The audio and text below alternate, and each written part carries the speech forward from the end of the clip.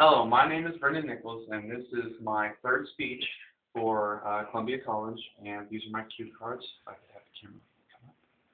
Number one, number two, and then reference, and I have a magazine for reference too. And then audience member number one, number two, and we have a visitor. We have another visitor, and then audience number three, number four, number five, and then we have the camera lady. Okay. Hello, my name is Brennen, and my speech is going to be about my local fire department. It's not only going to be about what we do, but it's going to be how we do it and what we have to do and what items we do have to do some of the tasks that we overtake on any given day, because we never know when something's going to happen. First off, I'm going to set my cue cards down, and I will show you guys exactly what we have to do in a matter of a few minutes just to get our bunker gear on. Well, first, we just slip inside of our boots, and our leggings are always around it, and you just pick them up by the handles and they'll always stay together. They're latched in. Well, first you just pull your pants up like you would anything else, and they have these suspenders. Throw them over, get everything straight. And then after that, it's just got a normal zipper and Velcro to keep the metal from getting hot. That way it doesn't burn you or anything inside. And then a button that just seals it.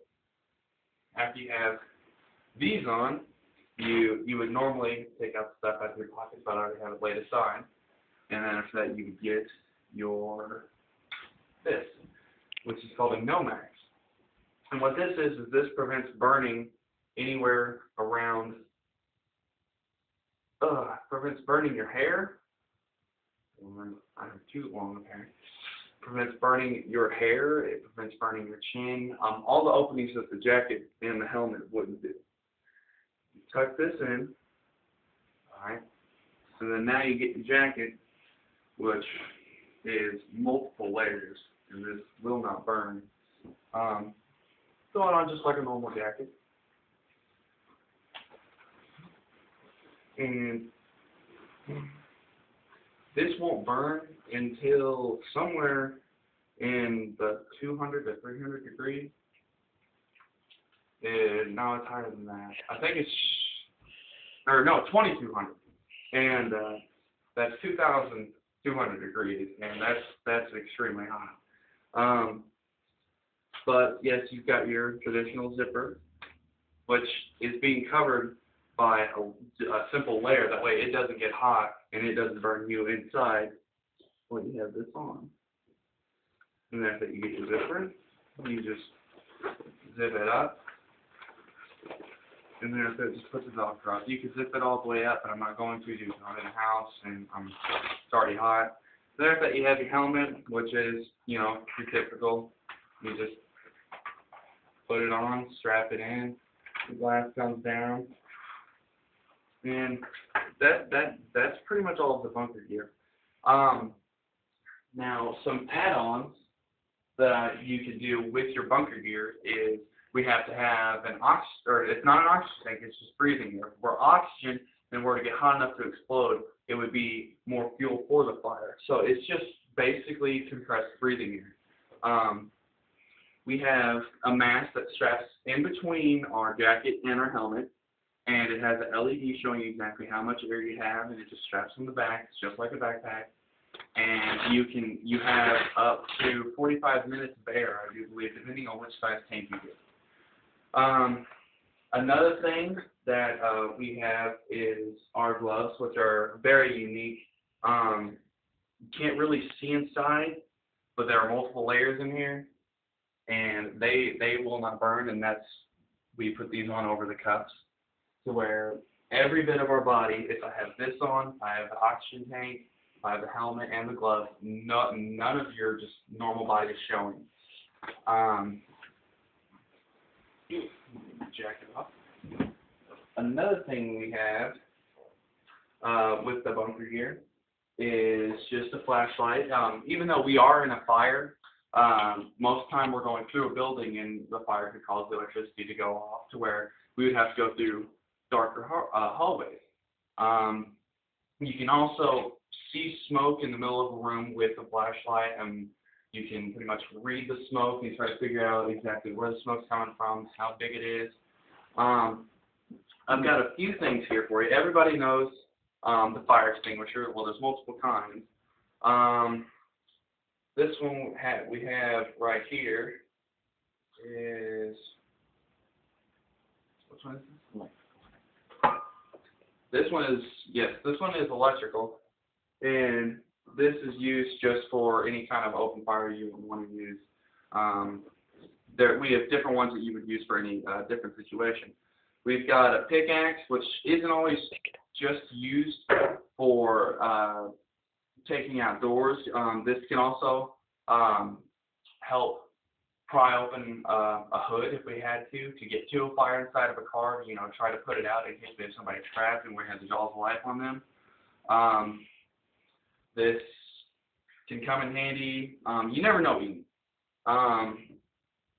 And then lastly with the gear is the nozzle, which pretty much is like an overpowered garden hose. It has your different gauges, and after that it's got the throttle. And this can hook up to multiple different sizes of hoses and different trucks that we have that have water, and that's what I'm going to talk to you guys about next. I'm going to talk to you guys about the simple trucks. That way I wouldn't have to go into extreme details. That would take very long. First truck is 200. It is a Chevy Sierra. No, it's a Chevy Suburban. And it has all of our medical gear in it. It has rubber gloves. It has a backboard. It has multiple things that would just Band-Aids, anything that would be given for a medical. It's good to have near a fire just in case something does happen. Even though the ambulance is on the way, we can help them. Another truck that we have is 207, and the numbers are given that way we can report.